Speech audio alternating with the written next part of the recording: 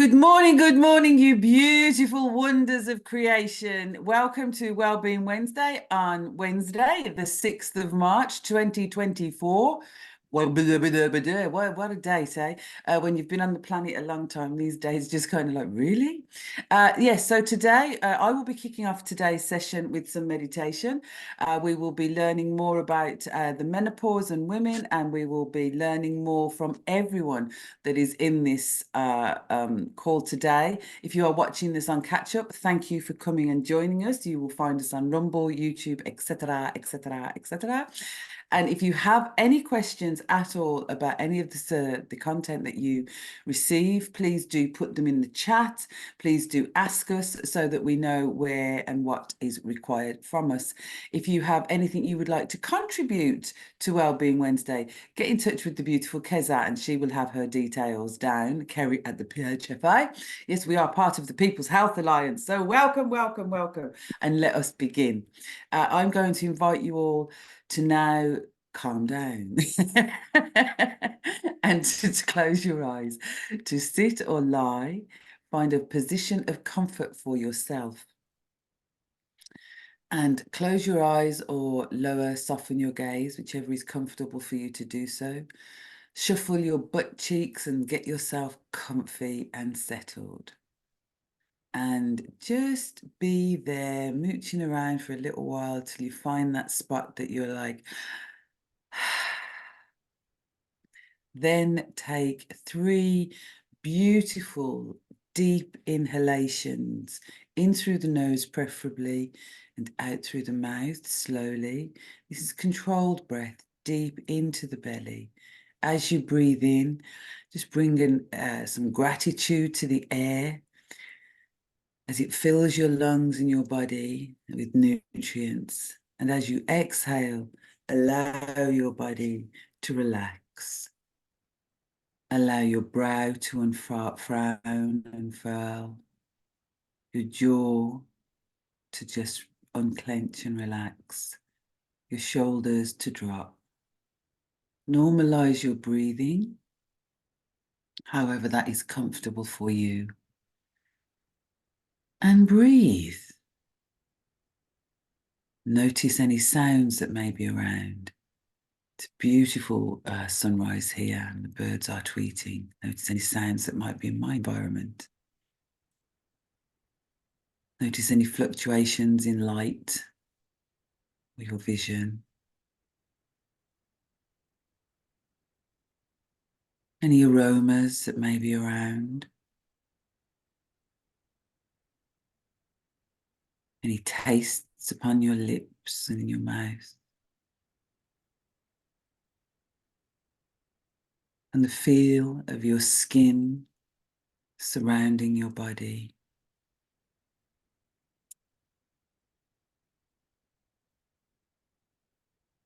And that sixth sense, that knowing what's going on there, just notice, allow.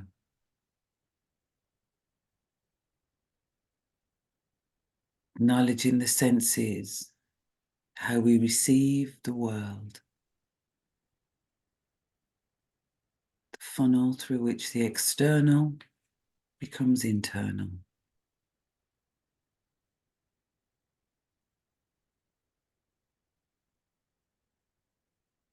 Breathing and allowing and being.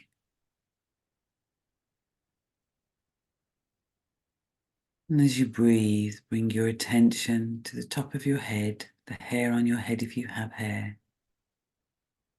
Each and every single hair and cell on your head. As you breathe, just imagine wherever we are in the body and you're bringing your attention to that area, you're bringing the air to that area, you're bringing the nutrients and the energy the air holds as it travels through your body, through your blood. The nutrients and the nourishments of the air to the top of your head and your hair. Moving down your eyebrows, your forehead, your eyebrows, back of your head, your eyes, your nose, your ears, cheeks, your lips, your chin. Know that this air is going to every single part of your body, filling it with wonder. Bringing your attention down through your neck,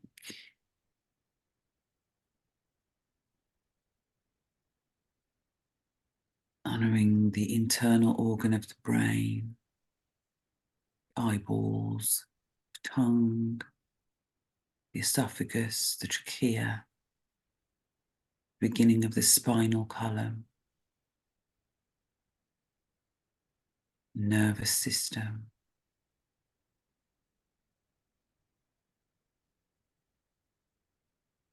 down into your shoulders, down your arms, into your fingers and your fingertips. Noticing any tensions, any thoughts, allowing them to pass.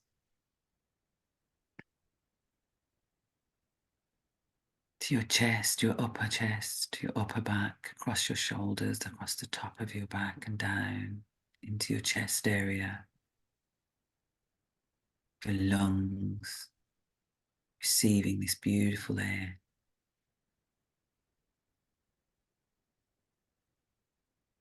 Into your midriff and your mid-back, your heart, your organs,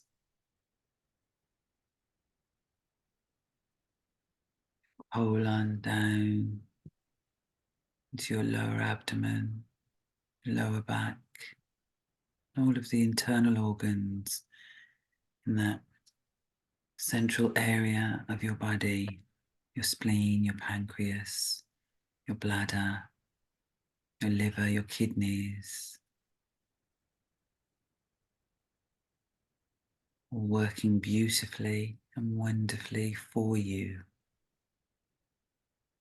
Down into your pelvic area, your reproductive organs, seat of your pleasure, down into your legs, your knees, calves, your shins, into your feet. From your feet, feel the connection to the earth beneath you. Visualize roots running down into the earth, connecting with the earth and all that the earth offers you. Your food, the energy, every molecule and fiber of your being connected to yourself within the earth.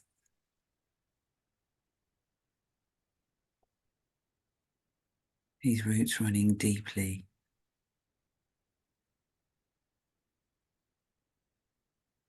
As the roots go down, so too bring your attention to your connection to the universe above, to the air that surrounds you, the sun, the moon, the stars, the planets, the cosmos. Feel the energy of this cascading onto and through and into your head, into your body, meeting with the energy of the earth within you, offering you vitality and health and well-being. Allow yourself a moment to connect with your body as this energy caresses and nurtures, asking your body, what do you need? Allowing any part of your body to answer. Bringing that energy to that part of the body. If there is more than one part, this is abundance in action. The energy of the earth, the energy of the cosmos, there for you in abundance, allowing yourself to receive and to release, allowing that energy to nurture, nourish, and vitalize you. The wonder that is your body in this moment, offering gratitude to your body, wherever, whatever stage of life you are in, maiden, mother, crone, boy, warrior, wizard.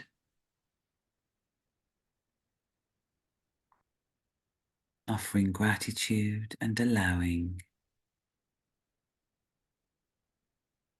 your connection to the earth and the cosmos is eternal. You can choose to withdraw, to cut this off if you wish right now, but know that it is there within you and all around you. You can bring your roots back if you feel to. They won't hinder you if they are left. You'll move through the earth connected to both the earth and the cosmos. Bringing your attention back to those wonderful senses of what you can feel.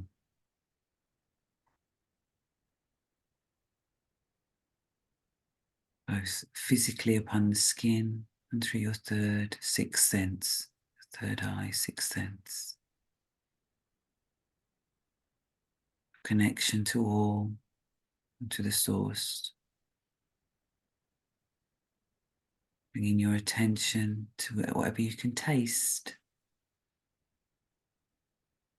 whatever you can smell, aromas, any fluctuations in light that you can hear. Bringing your attention to the support beneath you. Know that you are always supported. Know that your body and the universe are working for you. Every single cell in your body is happy.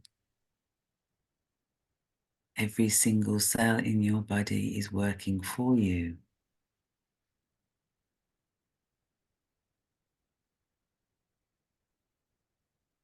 Question that I would encourage you to ask as we bring ourselves back to full consciousness is, are you working for your body also? Is this a mutual relationship? Do you trust your body and does your body trust you? No judgments, merely awareness of where you may need to send some of your attention and energy. Take 3 deep, full breaths in through the nose and out through the mouth. Each breath bringing you fully back, vitalized, rejuvenated, and ready for the day. And in your own time, you can open your eyes and be here now with us all. Right then, I hope you enjoyed that, you beautiful wonders, and you're feeling good. Today we're talking about, well, we're going to look at women's health. It is March and that is the month for women's health. I actually have found this quite amusing. I'm not going to get political, but I'm wondering whether this will be allowed to continue into the future. And I will say nothing more on that, otherwise I'll be getting political, and perhaps we might get kicked off certain platforms.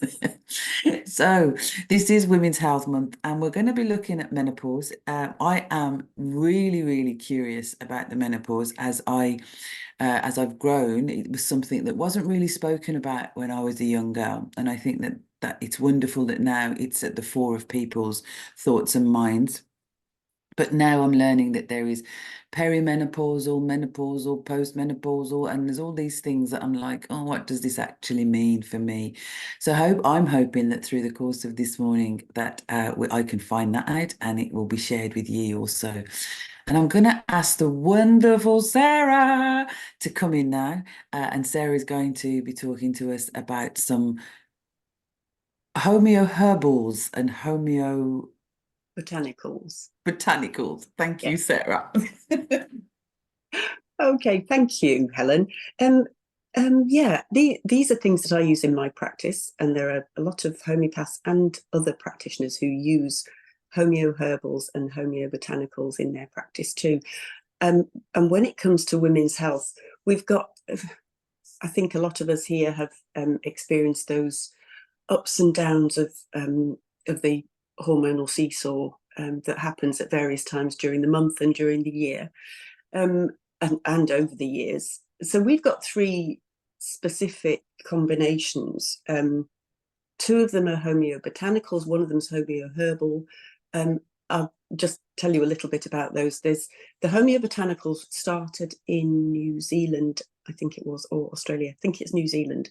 And they've been brought over to the UK by a practitioner called Deborah Kerslake.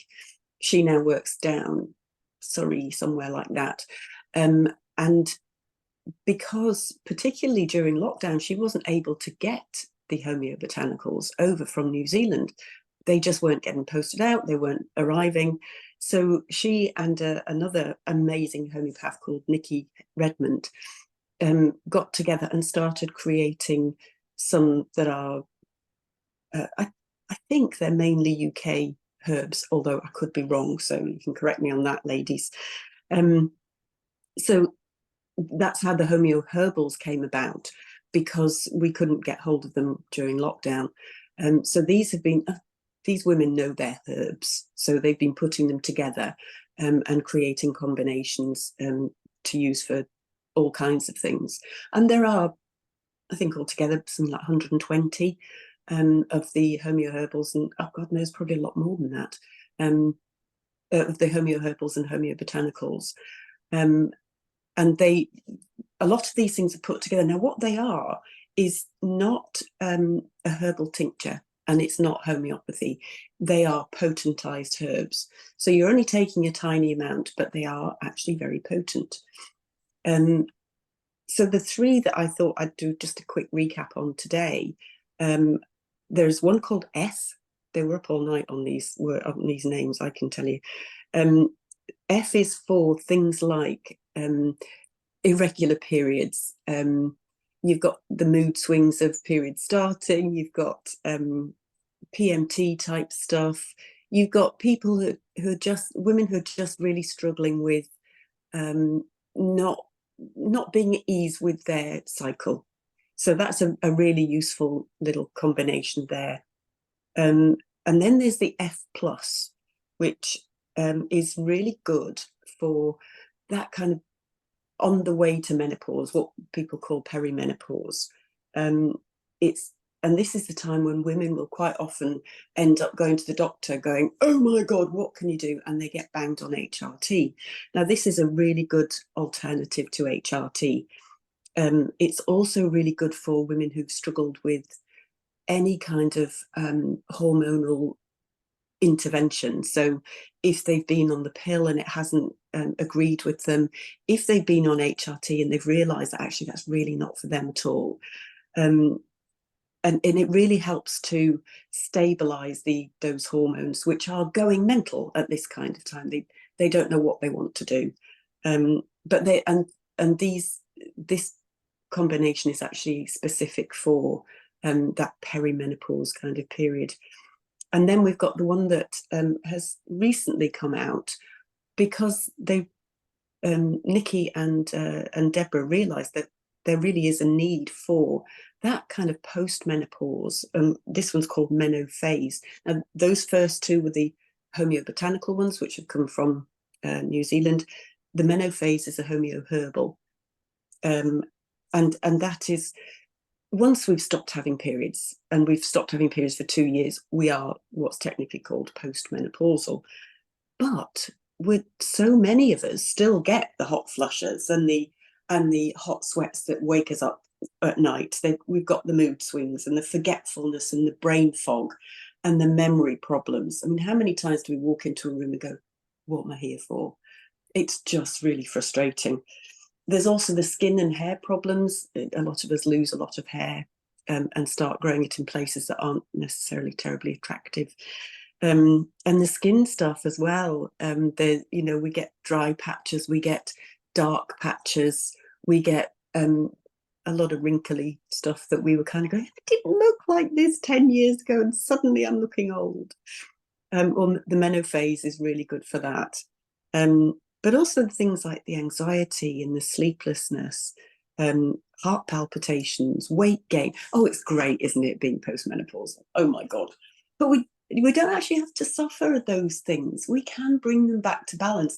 And yes, a good constitutional homeopathic remedy. I'm a homeopath first and foremost, but I do use these because they are a brilliant support, because they help with the kind of the emotional aspects, but they also really feed at a cellular level, because they're actually a material dose of these herbs. So they do actually feed at a cellular level. So they also help with the joint pains. And how many of us kind of, wake up one day and go, oh God, wrists hurt, or my knees hurt, or Achilles tendons. I mean, they're wicked for menopausal women.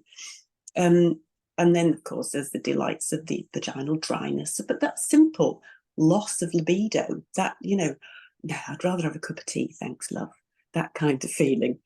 And general lack of vitality that women tell me that they have once they are through that stage in their life. And of course, we don't have to be like that. We're stepping into the most incredible phase in our life, where we become the crone, we become the wise woman. And frankly, we can't have all that creativity in the sacral area. We need the creativity here in the throat. So these things support our bodies on all kinds of levels. Now, you do actually need to see a practitioner to get these combinations. There is a website and I'll pop it in the chat in a wee while. And the website is called homeoherbs.co.uk, and there is a list of practitioners on there where then we're all over the UK. Actually, we're probably in different countries as well, where you can get hold of this stuff, where you need a consultation, because there aren't only these three. As I said before, there's 100 or 150 or whatever of these things, and a practitioner will then go through the process with you, take your whole case. And so, for instance, if you're struggling with the pains of menopause that have just come on since menopause, we might add in there something like the neuromuscular pain. Or if you're having particular trouble with sleeplessness, with waking up 4 or 5 times a night to pee, or because you've sweated all over the bed again, or you just wake up and your brain starts, and that's it, that chatter's going on, and we want to stop all of that, because that's not helpful. When you've had a good night's sleep, you can take on the universe, can't you? Yeah. So all of these things are incredibly useful to add to use in combination with the other combinations. And depending on what's going on for you in particular, as I said, I mentioned pain one, sleeplessness one, the skin might be a real problem for you. And we've got a lovely one called Skin Revive, which is really good for it's almost like going and having a fillers and Botox session, but with none of the nasties. I use it actually on my skin. I use it in a spray, and then I do my bits and pieces. But actually taking it as well, because it's feeding the cells from the inside too. So they're just a few of those little bits and pieces that we do. Thank you, Sarah. So if I've got this right, not only are these homeoherbals and botanicals, the body really appreciates it by the sound of it. And I'd say that's down to the fact that we are herbs and botanics ourselves. But I was able to identify perimenopausal is before you are still having your monthly cycle, you're still having periods, but you're coming into that phase prior to. Menopause is when your periods stop and it's a 2-year period, and then you're post-menopausal. Yeah. Okay. That's my understanding. Thank you.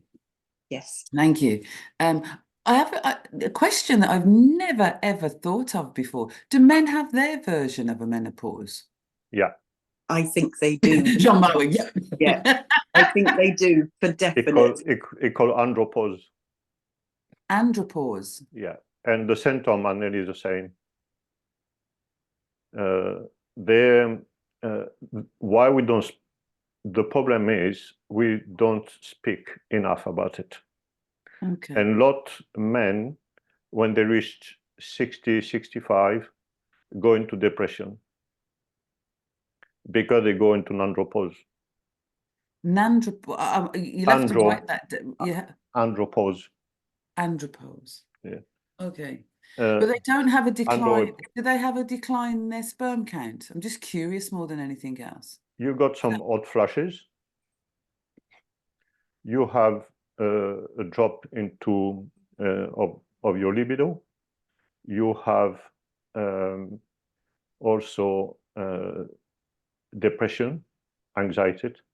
So you're going through the same sort of mood swing than the woman. But why we don't speak about it? Because the medical system is mainly male, not female. And male not going to speak about that problem. They would love to speak about the problem of the other. Mainly a problem, woman problem. I think this is I've opened a can of worms, not a can of worms, but a can of in terms of taking women's health into men's health. So I suppose the question that I have, is how can our male partners support us when we're in menopause? And is it because I know that the whole family experiences a woman in menopause. Yeah, they really do. So ways that I suppose that people just start to kind of think about how to support it, not just on a physical level, because there's obviously things that we can do physically, but supporting the emotional, the transition, because sometimes I know that it's difficult to transition from and accept that we're no longer going to have children. And for some women who may have put career first, I know that this is something that's that we've experienced within Anamkara, is women who made decisions to focus on their careers, and they're reaching a point in their life and almost going through a sense of grief and loss because they chose not to have children. And now their bodies are saying, well, that's okay, because you can't anymore. You're done. So supporting women in that phase as well, and also the men that maybe, or they're not just men, whatever partners they've got. Sorry, and I said that a bit too tongue in cheeky, but yeah, that just questions in my head. But before we go any further on this journey, I'm going to ask Kerry to get us to get moving a little, or even to just get up. Hi, Kerry. Good morning.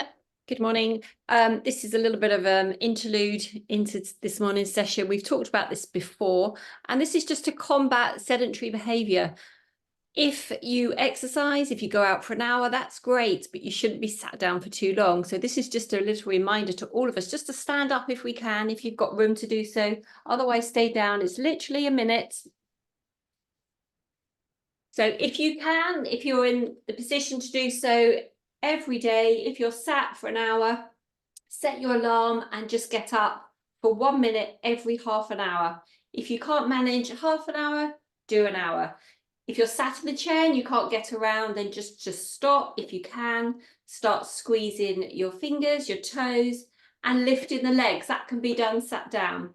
So whatever you can do to get that blood pumping around your body, get some oxygen going to all your wonderful cells, every little cell in your body. Hey, Helen. And if you can, just move. So side step, lift the shoulders, drop the shoulders, roll the shoulders back, roll the shoulders forwards. If you're in an office with lots of other people, this might not feel very comfortable. So just get up off your chair, sit back down on your chair, get back up off your chair, open the drawer, whatever you do, just get up off your chair if you can. I can see Anne swinging. We can incorporate June's cross crawl. Regulars to Wellbeing Wednesday would have done this many times. Just swing the arms across the body. If you can incorporate the feet and the legs, that's great. You don't have to. If you're on your own, you can start lifting your legs. So we've probably done about a minute now without even realising. So you're done. Well done. Thank you very much for joining me. And I'll hand you back to the wonderful Helen. Well, that really was just a minute of movement. Thank you. I was thinking of Maureen with every little cell in my body is happy. Yes, just opening up the conversation then to those on. I kind of alluded a little bit in terms of how supporting not only ourselves but others as they transition through life. Jean-Marc highlighted that men also experience something something I can't remember what it was called. That's how good my memory is, because I'm in menopause. No, I'm post menopause, as menopause is 2 years of no periods. So I am most definitely post, but the symptoms have not gone away, my experience within this transition of life. And I think that it's important for us to, and I'd like everybody to kind of unmute and engage in this conversation, to be fair, because we all have our own experiences. I think that one of the things that I don't hear spoken about is the spiritual element within the menopause and within women going through menopause, or as they enter into that crone phase. And Sarah sort of spoke about, the throat, and I immediately went, in my head, I went to that place of us having a shared wisdom that needs to be expressed, and that we can support. And I think that within our society today, we put our old people into homes and things. There's nothing wrong with that if that's what you need to do, because needs must. However, we're putting our wisdom away as well, and we're losing a lot of knowledge. And so anybody got anything would like to contribute of their own experience, or someone else's, or their own knowledge of women's health, andropause, thank you for the mail, how they have found it and how they are navigating it. Anne? Yeah, with me, I didn't have any symptoms, well, many symptoms of what you're saying. I had the hot flashes and everything, but I had an incredible tiredness. I used to fall asleep when I was helping the kids in the lessons. When the grandchildren used to come around, I used to fall asleep. I was just always tired the whole time. And that was my worst symptoms of menopause. Wow. So, but nobody ever mentions that. I didn't know about that. For me, that's when I got pregnant, I used to go, I'm tired. Yeah. So that kind of mad, intense need to just literally, you've got to sleep, you've got no control over it, I'd imagine. Yeah, no, that is right. Yeah. It's more than tired, though, isn't it? Sorry? I think tired's such a lame term for what it is. It's exhaustion. It's exhaustion, yeah. Cannot describe to anyone that's not experienced it, I think. Yeah, I agree with you there. You say to people, you get tired and you've got to sleep, and they just look at you. But yeah. and there is an element of what happens if it happens at inappropriate times as well, when you're out and about, or the worst for me, and this, as I say, my own experience, I didn't experience it through menopause. It was through when I first get pregnant, or got pregnant. I'm not getting pregnant anymore, please. That it was like, I'm tired, and it was that exhaustion, and I've got to sleep. I have to sleep right this second. There was a scary element to that. Thank you for talking about that. I hadn't heard of that for menopause, Anne. Yeah. Yes, it does. Yeah. Few women, they got this fatigue. So if you see the menopause, the woman from the two side, the men side, the one point of view, right? The men are the men, and the men are the therapist, right?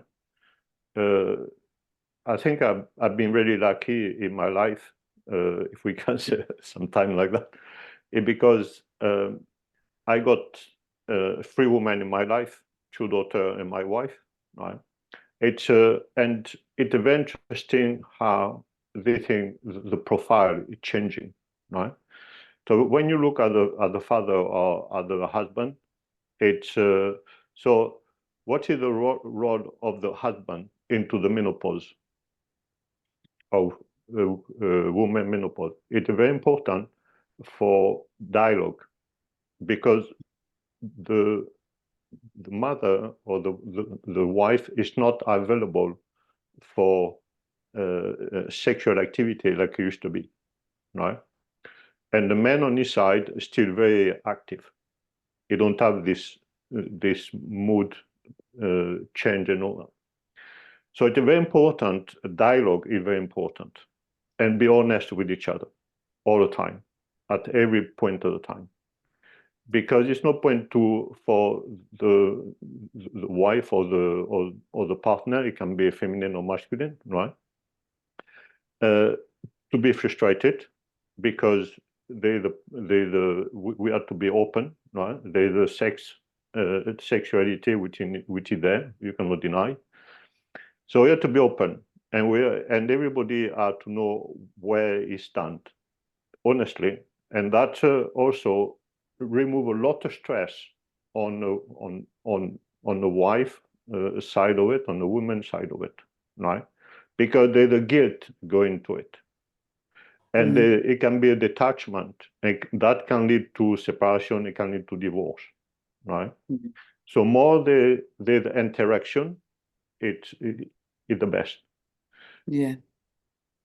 There's the fatigue, there's a lot of things happening, right? Women going through a lot of stuff. Plus, women are multitask, so they never stop until they crumble. Men, we have to achieve one thing before we jump on something else. We cannot be multitask. It doesn't work. You know, and our brain, it doesn't work. So we have to also step in. As a man, we have to step in and doing more sure than we used to do to make sure the woman, the wife, or or the partner, it's more available for the couple, but also have a time to recover and other time to go through all this mood swing, because that's also that is the core. And that is I saw, if I wasn't a therapist, I can put a lot of burden on my wife, but we decide to discuss, we decide to open, say, look, we have to go through that together. You not on your own. Because what I pick up from there, it helped me for all the other women I'm working with. Oh, your personal experience was able to inform your professional practice. That's really, and when you have that example. Libido has been mentioned a lot, and I know that a lot of my friends had no interest at all in sexual relations. However, it must be said that not everyone loses their libido. These, every has an experience. Everybody's symptoms are going to be different, and what they experience. And I think it's good to honor whatever you are going through, however you find yourself. And I know for myself, it's been exciting, to be fair. I've enjoyed not having any cycles, I have to say. As I'm going through my years and years of those, it's nice not to have to purchase. There's a whole other political area of why women should have to purchase when some things around the house you can get on prescription, why we should be purchasing these products for 40, possibly 40 years of our lives, 12 months a year. That's a lot of money going into that industry. So that's probably why we don't have to. But there are other products now as well. I know a lot of women I'm meeting a lot of young women who are free flowing, and they are allowing their flow to just flow freely, which is quite revolutionary for me. I find that quite beautiful and scary. Can't say I don't. So yeah, and how you treat yourself. So go easy on yourself as you transition from one to the other. Allow yourself space to grieve if it is difficult for you to realize that you're no longer in that phase. I think we transition from maiden to mother fairly simply. I don't know if pregnancy and birth can be called simple. Fair play to you people. So I think we transition easier. We tend to think that that's acceptable, and yet we rally against moving into the crone phase. All the ads on TV are "you're worth it," you know, have this to make you feel young, have that to make you feel young, have this, young, young, young, young, young, young, young. And it's wonderful to be young. My body thinks I'm young, and no, my head thinks my body is young, and then I do something and I'm not. Kerry. Thank you. I'm laughing about that. Yeah, for me, I just wanted to add as well, and you see me exercise on here, but most of my clients are in that age range of probably 40 up, and all at different stages of peri-menopause, post-menopause, and they all have very different symptoms, but all agree exercise does help. And we know it does, but it's nice to just share that information. And as we go forward, you do lose your muscle mass, your bone density. So as we get older, it's so important, especially for women with risks of osteoporosis, etc., is to add some weight resistance or some impact into your life. Do you remember when we did the stomping?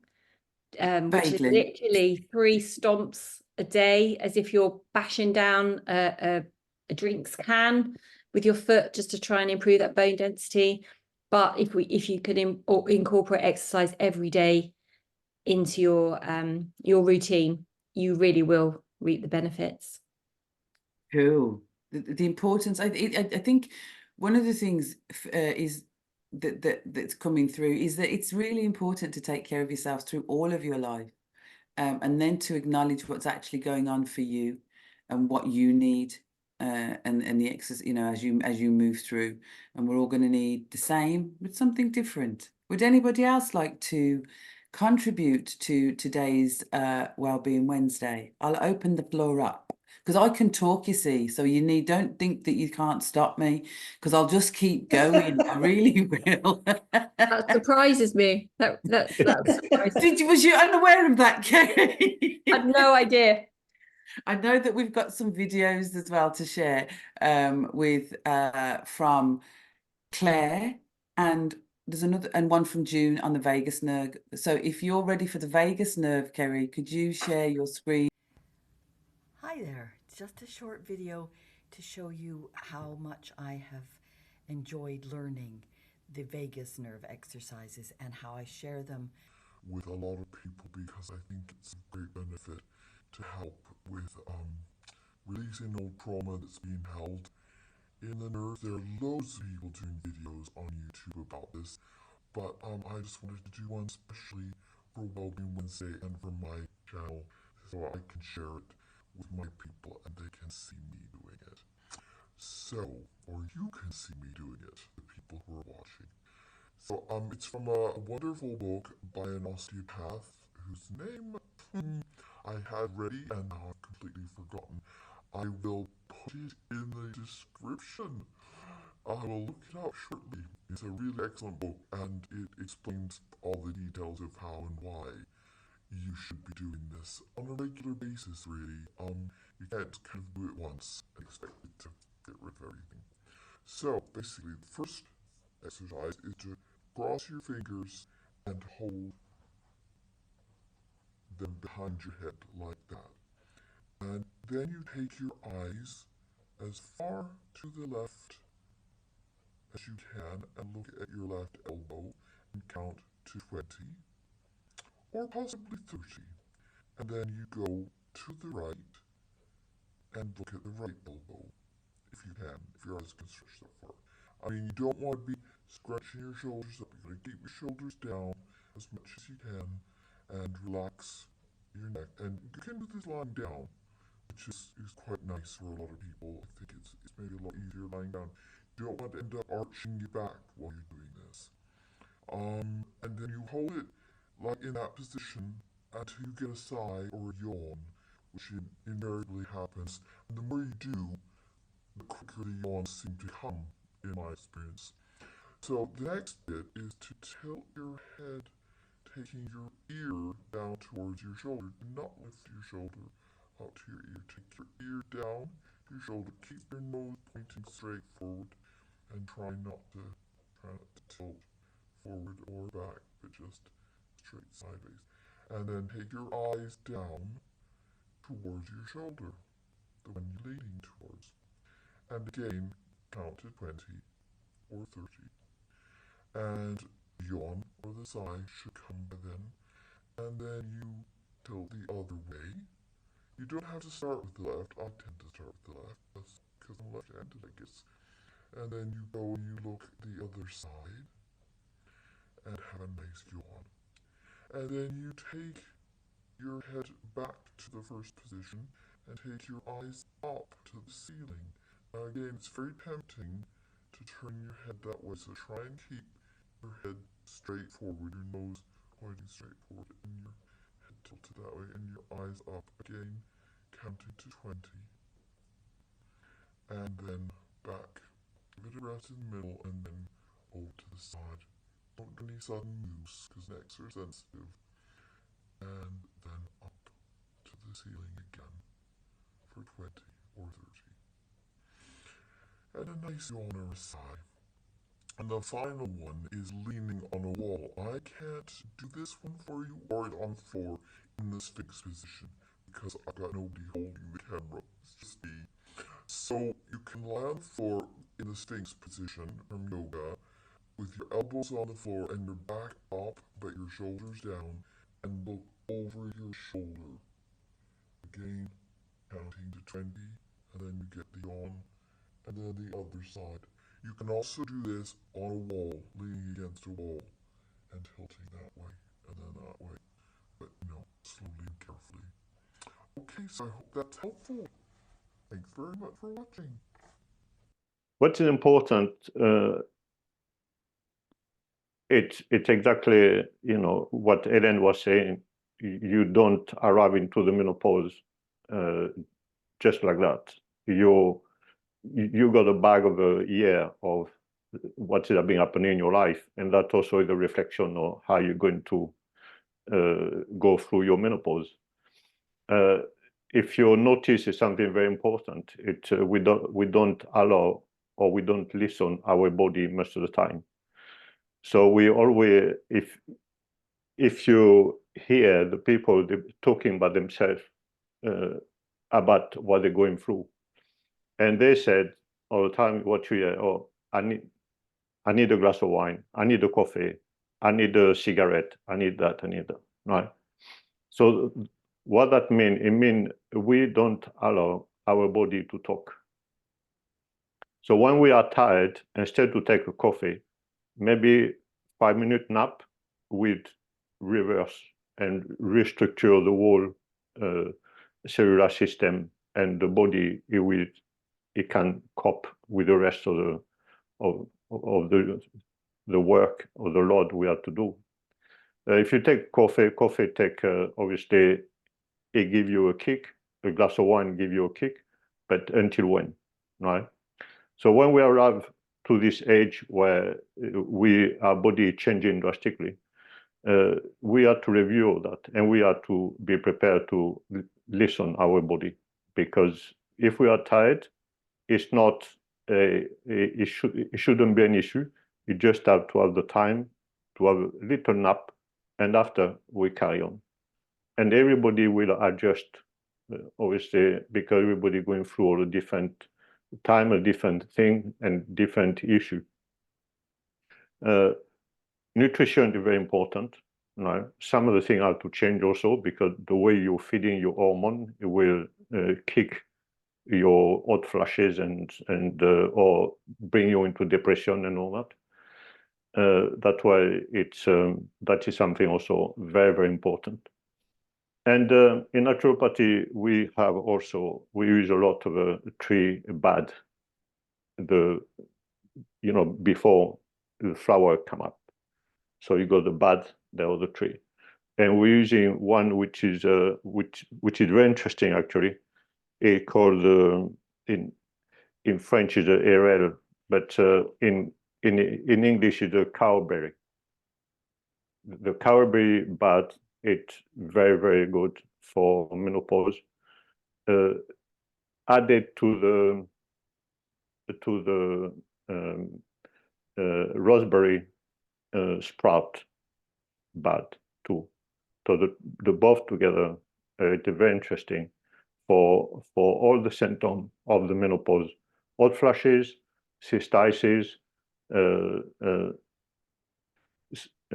I wish moon changing. Very, very interesting.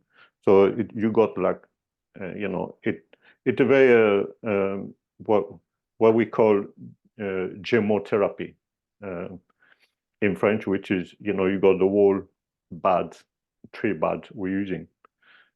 So for menopause, it's very, very interesting because it really balances the hormonal system. It works like it's a natural HRT. And you can do your dosage by yourself, 1 or 2 drops a day, or sometimes 4 drops a day. Or it's very much about yourself.